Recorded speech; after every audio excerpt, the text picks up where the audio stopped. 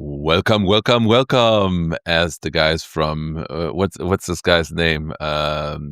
Splash Bruder, a German TikTok comedian, always starts with welcome, welcome, welcome.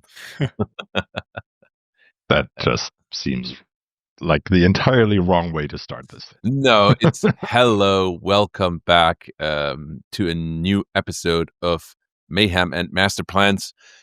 And as discussed in the last episode, this week we're gonna talk about brand building, right? And building a legacy and building a true value brand, as Simon suggested. And Simon, please, after a quick hello to Simon and Andreas, hello, hello, hello. Hello. We give us a bit of context. What brought you to this idea for the people that didn't listen to the last episode already forgot what we talked about in the last episode?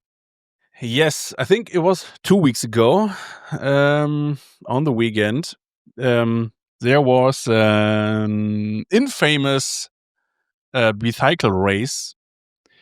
Took place in France.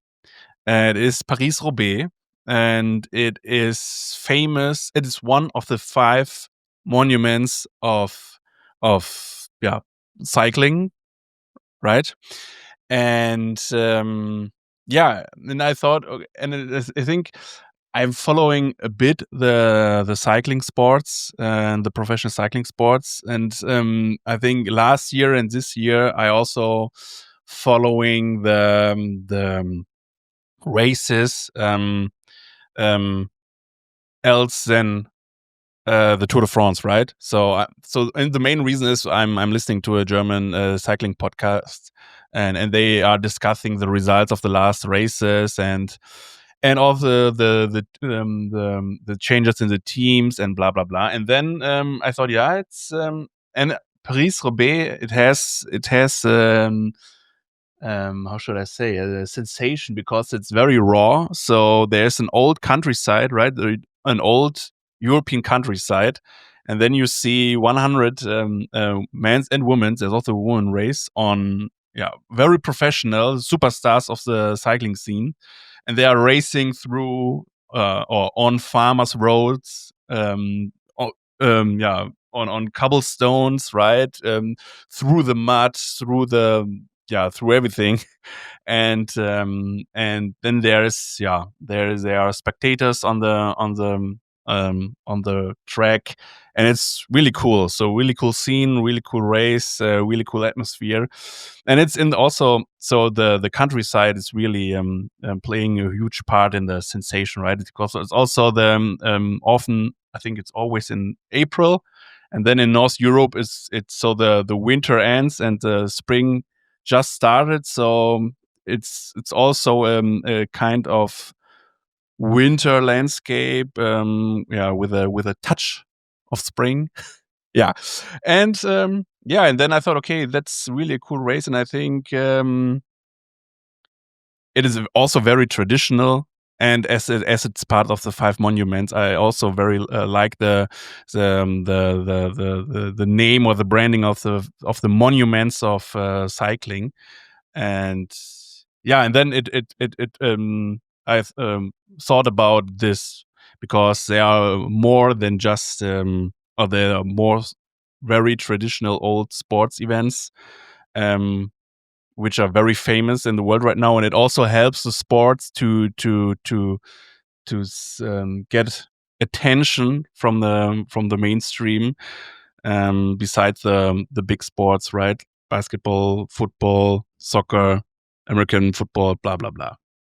Yes, and I thought maybe that's a good topic for this podcast, and I have prepared for the start, before you just dive into the topic. I have prepared a quiz. Yes, get started. A quiz to get us started. Yes. You didn't tell us anything about this, and you prepared a quiz to get us started. Okay. who needs to answer, or we both answer? Yeah, it's you can both answer, but I think one of you or you both will know the right answer or not. So we just make it casual. First of all, before we get started, we have to remember we're a video podcast as well. So I urge you to That's right. Sit up, get your game show host, Simon. Exactly. That's right. And look into the camera every now and then. Right there. There you go. All right, let's start with the quiz. Yeah, so I prepared a quiz, and I thought, okay, let's have a quiz about. So I was looking for sports events, which a huge tradition. Yes, and with a symbol, right? With a well-known symbol. So and then there I collected, or I found 5 events. So there are more, but today just 5. Okay. Let's start with so, and I will say the symbol, and you will then have to say, okay, which sport event is it, and is it and then your thoughts about the event. If it's a well-known event, or is it just my favorite, and so on. You will describe the logo of it, or no, the symbol. What do you mean by symbol? Let's start with an easy one. Let's start and we'll figure it out. Let's start with an easy one. The green jacket. Okay. Which sport event has a green jacket? Well, that's golf. That's Augusta. That's the Masters, and that's a good choice. That was one that I would have picked right away as one of the legendary, traditional, steeped in tradition sports events. It is, but I think I would say, like, the green jacket, well known for a global young generation, and well known in the US. Well, besides, just the golfing. But if you go into like the 40 plus, 50 plus area in Europe, I think there's a lot of people that probably won't know it. What? And you would say so? Yeah. To be honest, I disagree. To be honest, it first got my attention this year. So I knew, okay, I knew the pictures, right, from the advertising, from Rolex advertising. Okay, golfers in green jackets, but I haven't known the context, and I really have seen it just in this April. So okay, the green jacket it's from that. So I think but I think that's a good example of how I think we assume it to be bigger than it really is. But anyways, I also think so. Let's go on to the next one. Okay, there's also an easy pick. All white dress code. Tennis. I would have tournament. Said, which tournament? Wimbledon. Yeah, correct. Ding. we need. Could also be cricket. But never. I was going to say, really, oh yeah. There's, I mean, because maybe tennis not all white dress code, all white but traditional cricket, absolutely. Yeah, and is tennis like still the all white kind of thing? No, right? I think just Wimbledon, right? So tennis has a all white tradition, but it comes from Wimbledon, as far as I understand. Okay. Yes. What's the next one? So first, the first tournament of Wimbledon was 1877. And Augusta was 1934. Okay. Cobblestones or the Hell of the North. Cobblestones or the Hell of the North. Paris-Roubaix. Correct. Is the only thing that now comes to mind because you mentioned it earlier, but otherwise I wouldn't have known. I will make it famous here in I can tell. I can tell you're on a mission there. All right. Oh, this one I like the most, I would say, but it's also an easy one. You are an Iron Man. Is it Iron Man? Like the Hawaii Iron Man? Yes. And that's triathlon. Yeah, triathlon. So that's the famous thing. Like that's what they say. Yeah, I think I'm not sure if they say it when everyone is crossing the line, or just the winner, Yeah. Okay. So they say, Max Conrad, you are an Iron Man. but it's a new one, right? It's a bit controversial, I would say. So that's a controversial pick here in in this list because it's very young. It's compared to the others, it's 1978. Okay. The first Ironman took place in Konoha, and I think it was a competition between soldiers or Navy SEALs or something like that. Who was the strongest and fittest Navy SEAL? Something like that. And then the Heartbreak Hill. Heartbreak Hill. Could it be Formula One or something like that? Not really, but it's I think it's something it's a race. I'm betting it has to do with something muscle driven because if it breaks your heart to go up or down a hill. Is it cycling again? No, but it must be running. They're very good. Running. It's running. Yes. Okay. New York Marathon, probably. Boston Marathon. Boston Marathon. Boston Marathon. And it took place 1897. Okay. The first marathon. And the Heartbreak Hill is on the famous 20 mile, right? Or in metric system, 32 kilometers, because it's when the body, I think, gives up. Gives like up. That's right. But then I think like the 30K mark or the 32K mark is where you go into a mode where your body, like where regular muscle training doesn't support you anymore, where then like you just goes into autopilot. And you like the toxins in your body, like your whole body becomes sour and that kind of stuff. But like and on that mark there's a steep hill. Love it. Like usually they call it, like in running, like often, like at least in Germany they call it the wall. Like the 30K mark is the wall that you kind of like hit, and then usually like depending on how you prepared, you're really running into a wall because that's kind of like a turning point. Have either of you guys ever ran a marathon? Yes. No, but the last days or weeks I'm thinking about it. Maybe I would just want to restart my sports hobbies, and I was a runner, or I'm a runner for the last 20 years, but I never ran a marathon. But maybe I will do it. The funny thing is, so we have very weird opposites in our lives. So Simon and I know each other for a long time, and so I have direct family from Peru. Never been. Simon already has been a few times.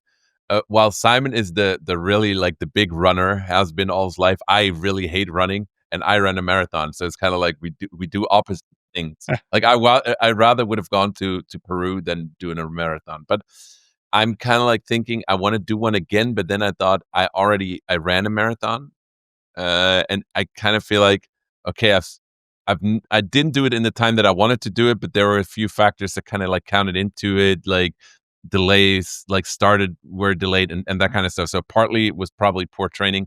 Part of it was kind of like the setting of the marathon. But then I thought, let's maybe push it a bit further and do like a triathlon. But then if I do it, and then I would never run a half marathon because I feel like it's, why you're doing it, you're half-assing it. Because I think it's like that thing is like it's still an accomplishment, but I think like with the 42 kilometers, like that whole distance, it's just a whole different, like it's more of a mind game too.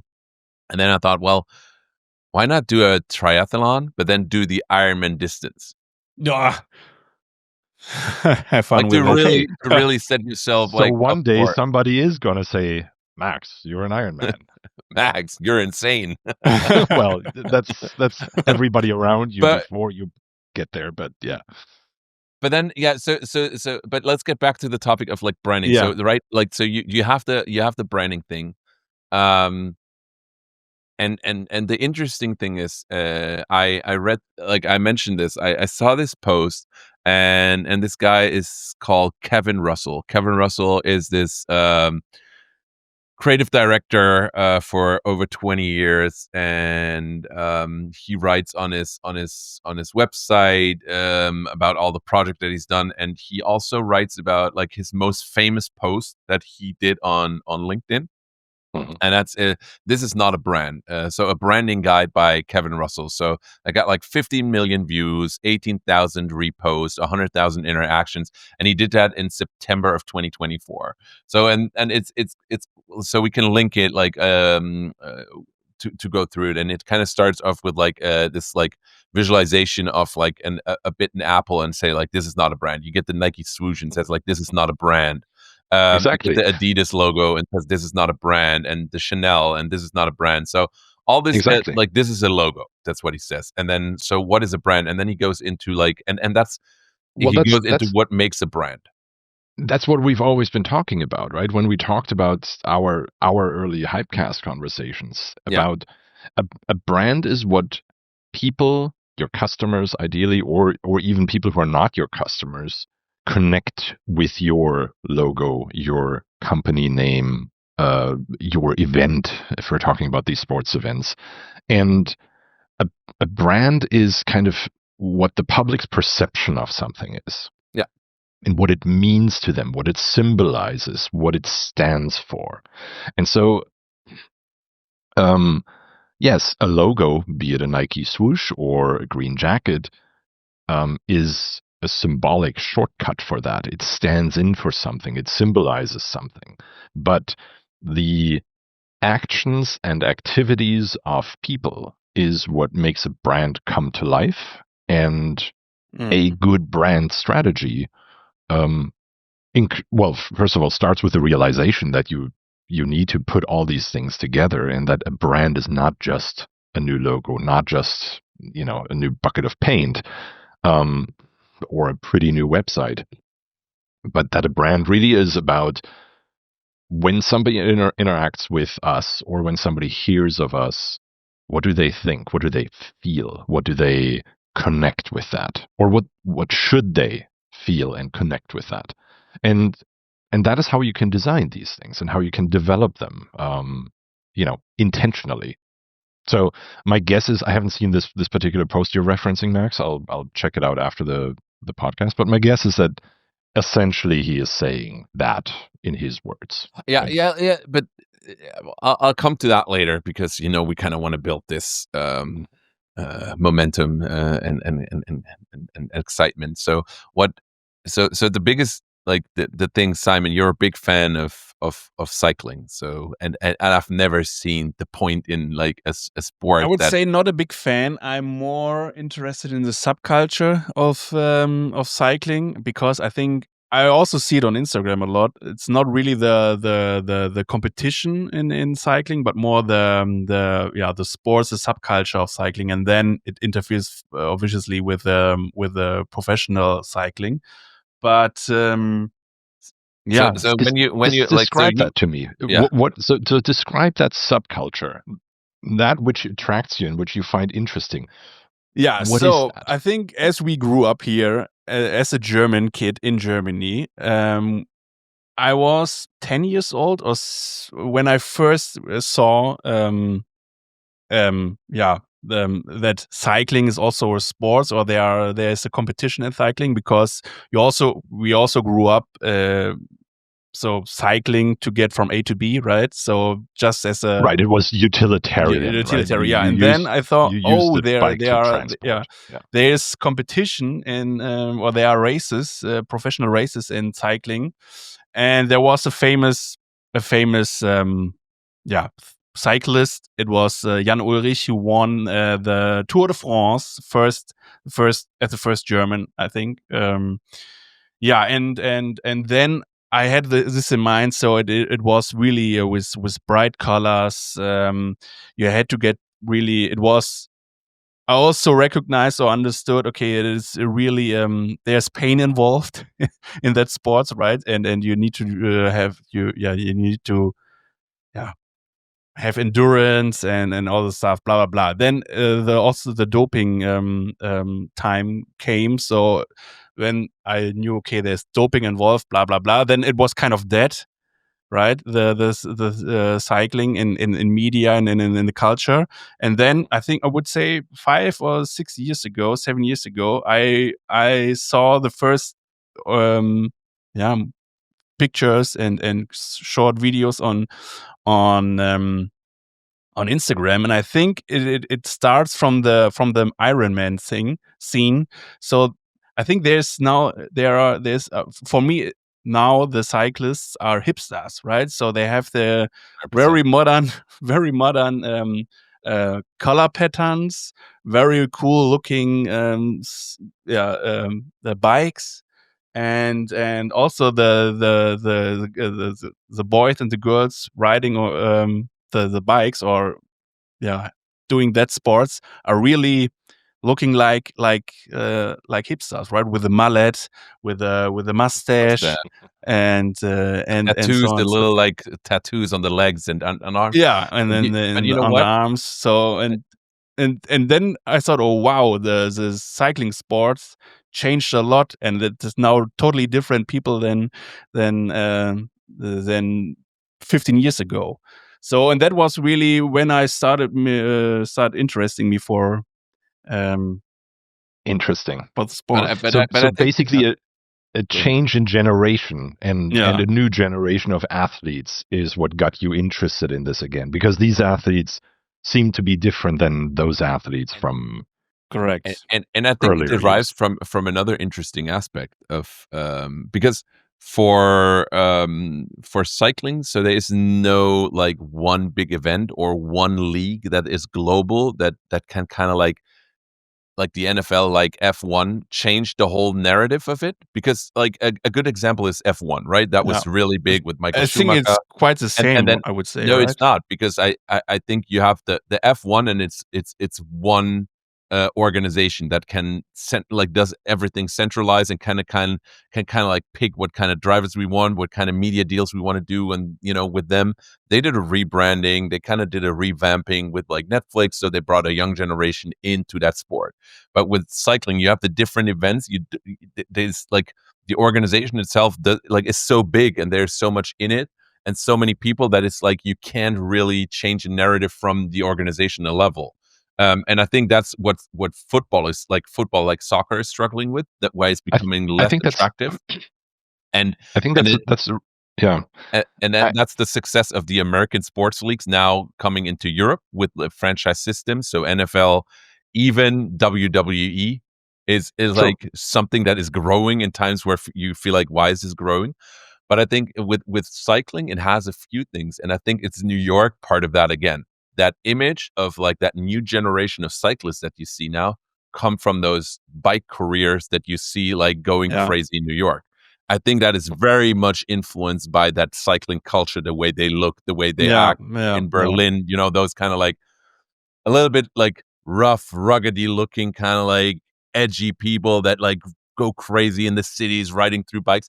So I think it comes a lot from that street culture that moved into this very like clean. Think about Team Telekom, Rudolf Scharping, very like a very like elitist sport. And I think another place where you see that now as well, where we're going to see that change, is in golfing, where you see this golfing, like urban sport trends coming up in like where you have hip hop, where you have a lot of creative people, where you have a lot of marketing people moving into that space. And I think you've seen it with tennis. That was a very elitist sport, and it's now a very like general public sport. I think big part of that was the Williams sisters bringing a new kind of like look and feel to that. I think what's relevant to realize in all of this is all of these changes that you're mentioning, or that you perceive as changes, actually all of these touch points, including, back when you described cycling more as a clean and well organized and somewhat less edgy thing. It was driven by people. It was driven by individuals, right? There's always some individual that you can hook onto and latch onto, and that you can be a fan of. So be it a cyclist like Jan Ullrich that you're describing, be it a tennis player like one of the Williams sisters, be it a golfer that speaks to you because he's wearing bright and funky colors, or modern cyclists, tattooed and mullets and all, the way you're describing it.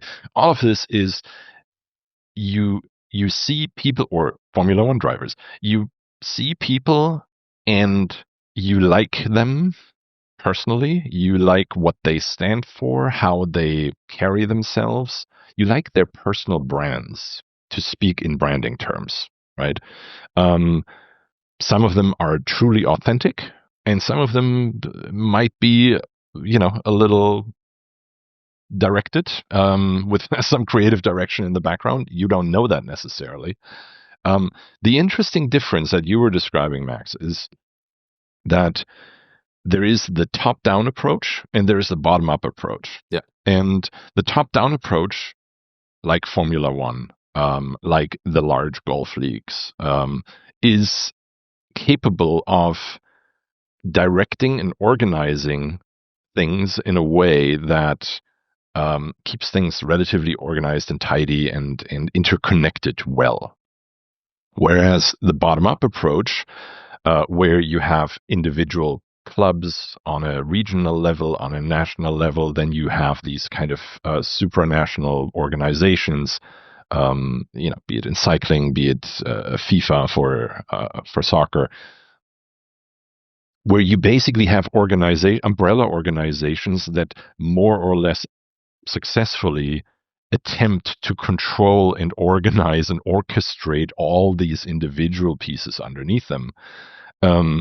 And there is an authenticity to that, right? This connection to your local soccer clubs that you still find in many countries, including in Germany, for example, it comes born out of the fact that these used to be clubs that just represented your local regional guys. Many of these were old friends. And then these days, you have these huge organizations where a lot of money is involved.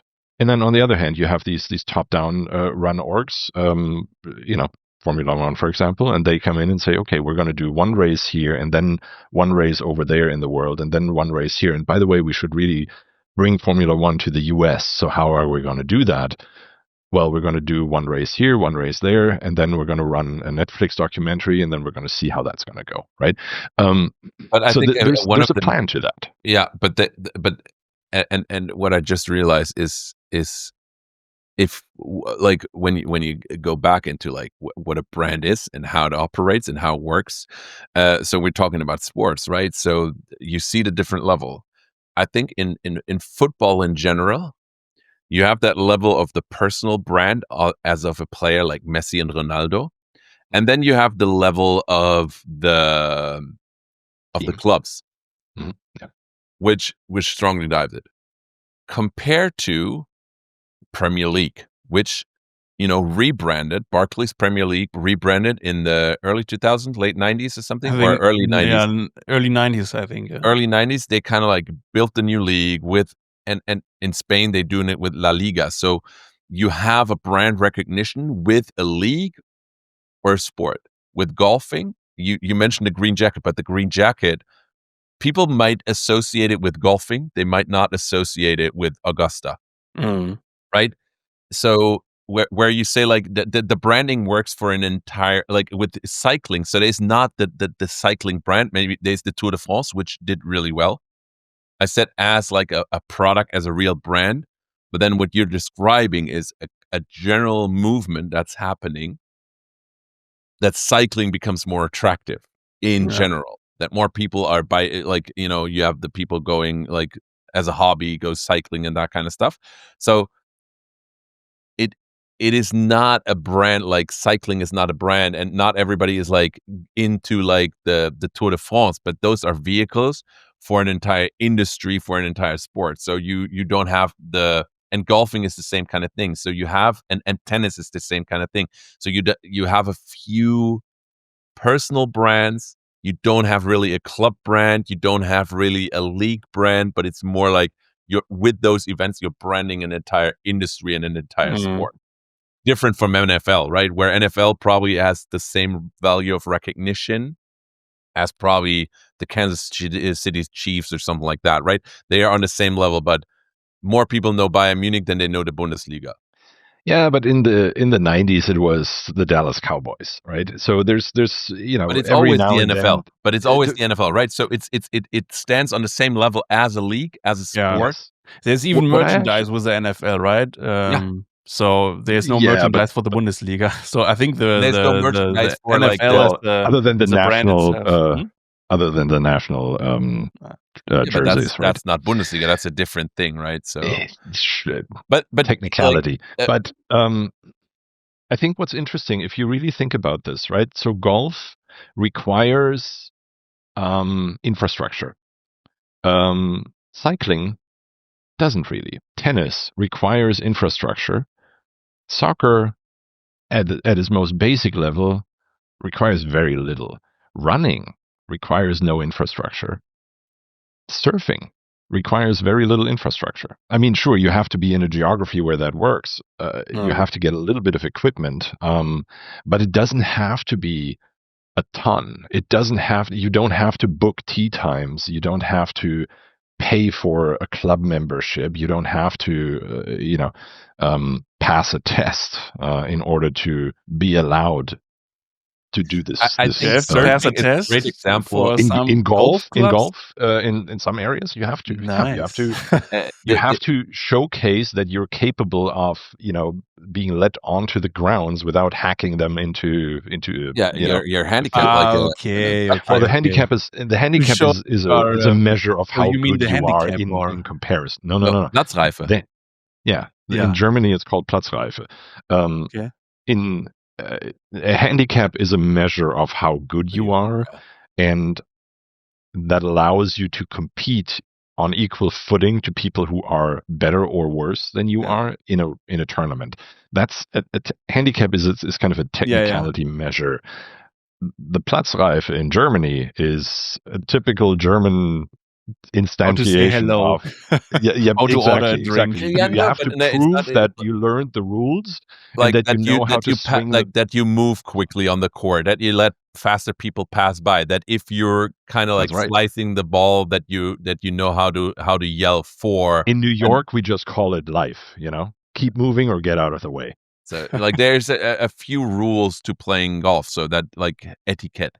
But let's and I think surfing and cycling are very similar, as like they have a very good reputation, but there is probably like the lifestyle surrounding the sport makes it so attractive, but the events itself, they're not really marketable, they're not really interesting, but but like the style, the fashion, the things that you can buy around that sport are very similar, because you don't need much. You need a surfboard, you need a bike. It's a very individualistic sport, but you can do it as a group as well. But then it's not really marketable, because it's not super sexy what's happening during those tournaments, like riding a bike or surfing. The competition is super boring though. Then the surrounding lifestyle and what you feel, and this is interesting, because I want to go into like kind of read the points that he mentioned here. So the first thing is, so a brand is it's how you make people feel. A brand is an emotional connection. So I think that is very true to like cycling, to surfing. It's very that emotion, and they show Red Bull like the way like the action sports, because Red Bull just entered the cycling sports. They bought a German team. Okay, so then recently. It's the experience that you create. A brand is a memorable experience. So that is quite interesting, and that is something I think it's especially if you think about like you're a software brand, what does that mean to you? Right? No, absolutely. Absolutely right. And that is what so many companies struggle with, and struggle to wrap their heads around at first. They then also struggle implementing that. But even before you get around to implementing it, you first have to understand and actually accept that, yes, your brand and your product and the way it works does create some kind of emotional connection with its users. And it might be a positive emotional connection, or it might be an antagonistic one. I mean, let's talk about Microsoft Teams. Have you ever met somebody who likes Microsoft Teams? No. Me. It's the I'm butt of existence. Come on. And you're just being the contrarian right now. And it carries memes, like dozens and dozens of memes on the internet. People honestly put in their what they want to work on and the companies they might. But it plays into making creating a memorable experience, right? Yes, you don't forget it. It's kind of like and here they use the example of the experience that Starbucks writes your name on the cup. Mm-hmm. But it could be like the memorable experience is like but I think like that's something that companies forget if you think about retail brands. Yes. Why is Nike doing the rebranding? Because I don't think they struggle on brand reputation but I think they struggle strongly on the experience that I have with the brand. When you think about like they went very much for online experiences and I think like creating that lifestyle surrounding Nike as a brand, if you move it into an online world, it's very, very difficult to do. And I think a good example was the New York conference that we went to from this like insurance or medical company, which is an experience that you don't necessarily have. And probably if you associate something with them, if it's insurance or a health, it's probably something where you're not doing it for the excitement of it, but it's something where you feel like, oh, this is terrible because I'm sick or something, or I have an insurance case. But they produce like Netflix documentaries and stuff like that. So if you think about Nike, if they moved into a digital world and create a brand experience, they went into like get the Meta shoes and but why haven't they done? They have so many great athletes. They did the Jordan movie, the Air Jordan movie, which was an amazing movie. But think about how many movies they're like documentaries that they could do. Colin Kaepernick. There's so much they could do and position themselves digitally as a brand that you can have an experience with, a memorable experience that I think they didn't do a great job. If you think about it, they did a great Instagram stuff, but if you think about like really creating a long-lasting, memorable experience, is something that they probably missed out on. There's actually an interesting argument that's currently making its rounds. I think Scott Galloway, of podcasting and internet fame, marketing professor in New York, mentioned it the other day, and he was talking about brands who should stand up to Trump and the Trump regime's, as he calls it, kind of activities, both on the policy and tariff front, as well as kind of on the societal front and what they're doing. And he suggested that there's actually a huge amount of brand positivity that is there for the taking for whose ever CEO goes first and actually comes out saying, this is enough, this is not what we stand for, we should be different, and positions their company and themselves in a way that rejects a lot of what the Trump administration has been pushing recently. After the midterms. No. And he suggests that actually Nike would be probably one of the best placed American brands to do so. It's an interesting argument. I'll have to dig up the podcast. We can link to it as well. Yeah. It's a coherent thought. I liked listening to his ideas on that. Yeah. So I give you a few just quickly. So the next thing is your reputation. It's your promise, the unwritten contract that you keep. It's your story, the narrative of who you are, values, core principles, guiding actions. It's how you communicate. It's your culture, differentiation. It's your vision. I want to know if any of those where you felt like this is probably not as important. No, I think this is all important. I think he's absolutely spot on. In my views, he describes, category design and the thinking behind it.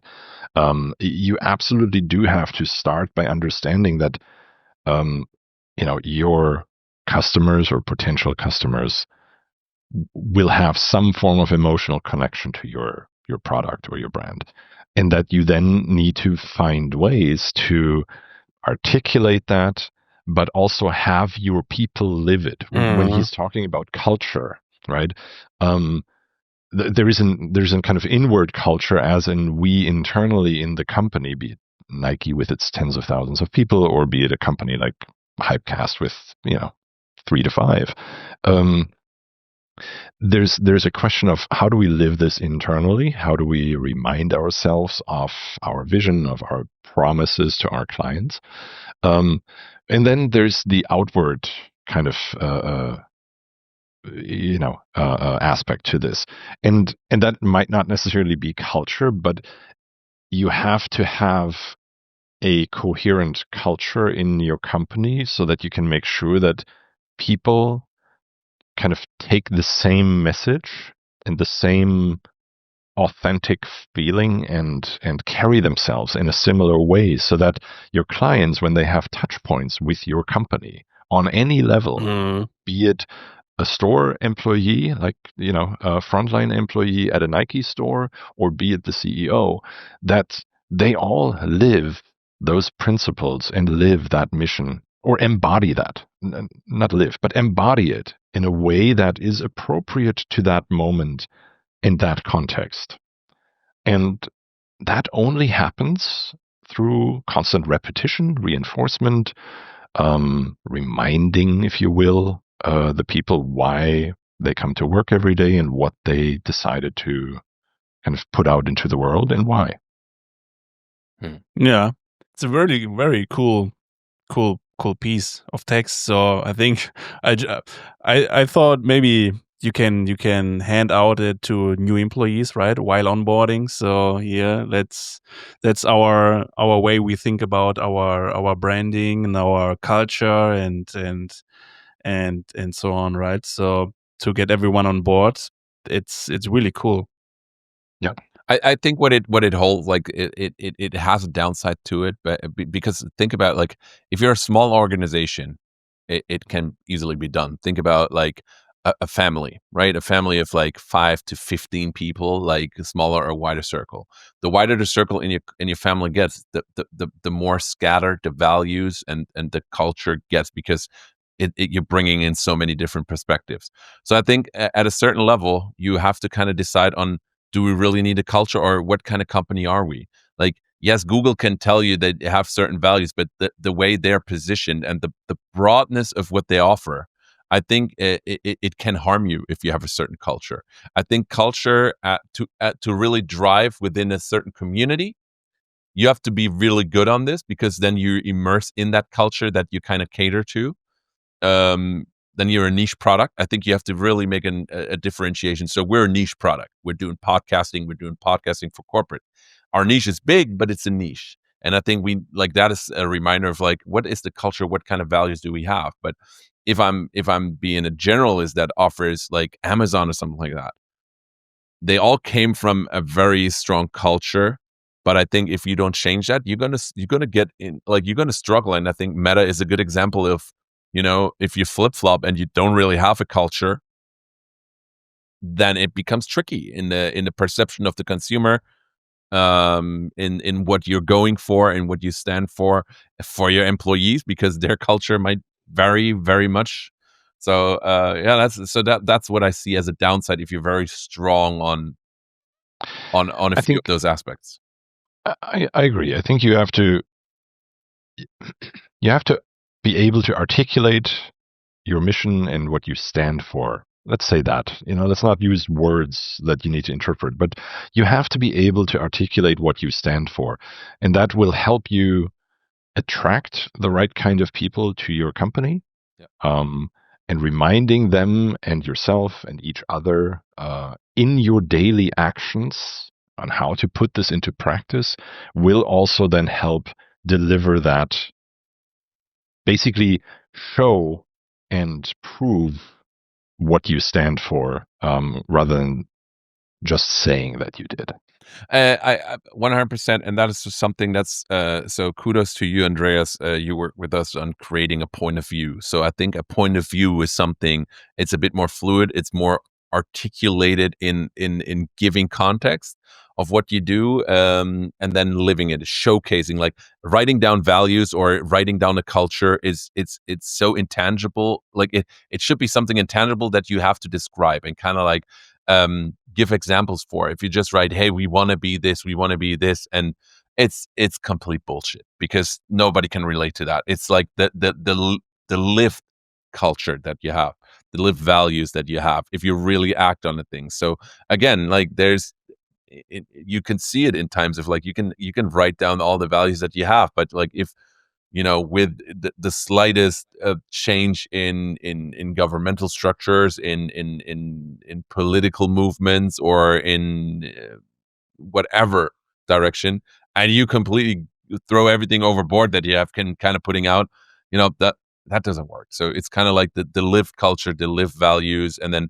having what, as you mentioned, like where are we going? Like, what's the point of view? What's the North Star that we're going to? I think those are kind of like the things where you need to weigh in. So great posting by Kevin Russell. I think what you as a company need to do afterwards is give it a point system to say, like, this is more important for us, this is less important, this is what we need to focus on. And there's a few things that are generalistically like how you communicate, what kind of like experience you create. I think those are universal. And then there are a few things where you need to be like, is this more important for us in the segment that we are or not? So to finish off this episode, two things. Well, we need the song, but first of all, I want to hear from you guys. What is your favorite brand, and just why, with one sentence?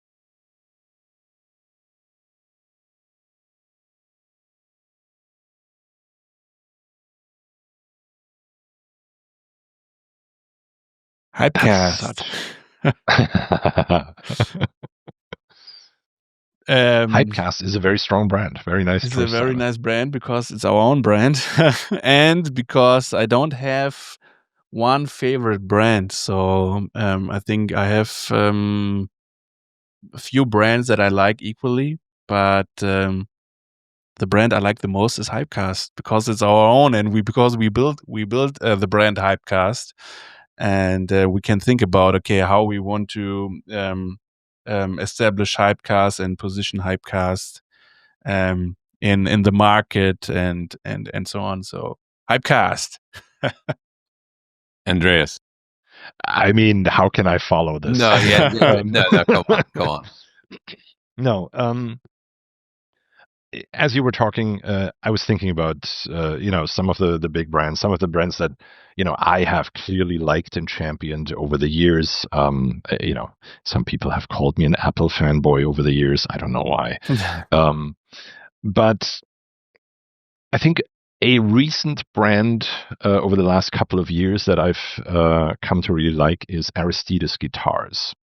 This is a small manufacturer in the Netherlands. They build custom guitars out of a compound material, which is very different in that market. And there are some others who use non-wooden materials for custom guitars in the world. But these guys are special because they truly live their mission and vision. And I don't think they've ever written that down.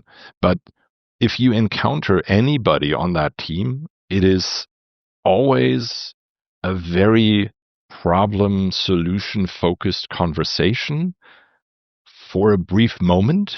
And once you got the check mark behind that, and once you know what it's all about, every rest of the interaction is all about excitement. They are truly excited about what they build, who they work with. They are equally excited about the really outlandish guitars that they produce for some people, as they are about getting you a very basic instrument for your particular needs. And it's a team of, I don't know, 30-ish or so people these days. And but what the leadership has instilled there, the culture that they live and that they manage to put out to the world is really fantastic. And it's a great example of an amazing brand, I think. What's Awesome. your brand, Max? I go with two examples, but it's that general idea of what kind of companies I like. So the one is Vitra, and Vitra is a producer of like furniture mainly. The Eames lounge chair, one of their most famous ones, the one you probably all know. And the other brand is I'm wearing the headphones, I'm having the microphone is Shure. And those both brands kind of like they get like in everything they get rid of like flashy stuff. They reduce it to like a very high end product that doesn't come off as like a luxurious thing. It's just a very, very high quality, long lasting, sustaining, good quality product that doesn't try to like do crazy stuff, but like in what they do, they strive for excellence and do something good, like with what they do, and come up with like not crazy innovations or like blinking LED lights, just with really that serves a purpose and makes it better. And so those are kind of like the two examples of brands that I really like, that don't overdo it, but kind of like deliver on that experience and what they kind of promise. So that's an example, like Shure and Vitra, especially the Eames lounge chair. Big fan of that brand. All right, last songs you listen to, guys, and then we're out. We're way over time today. Way over time. Last song for me, The Trinity of Shadows by Cradle of Filth. Cradle of Filth. A friend of mine just recently joined them, and so I've been listening to them more. They are famous, right? Yeah. They have been a long-running, pretty famous band, yes. My last song is Pianica, and the song is Lou Mixed from the Juicy Launch playlist. Nice. And my last song, sorry? It gives me the juice for the day. Very good. The last song I listened to was Renegades of Funk, Rage Against the Machine. Nice. There you go. All right. And with that, we're out. Yes. Happy whichever day you listen to this, everybody. See ya. I don't know. When are we putting this out? Doesn't matter. Whenever people listen to it, have a great rest of your day. Yes. Bye. Bye-bye.